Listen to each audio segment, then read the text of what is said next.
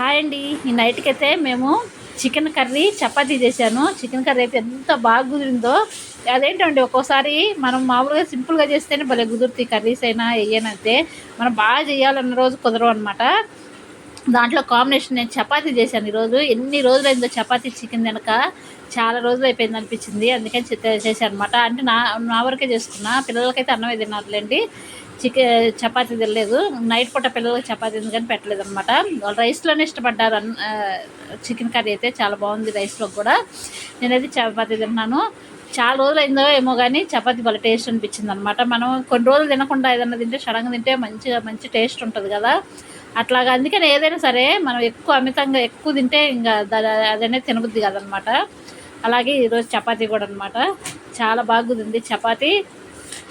Chicken బాగుండేసరికి chapati taste బాగుందనమాట. ఇది ఈరోజు మా నైటు డిన్నర్.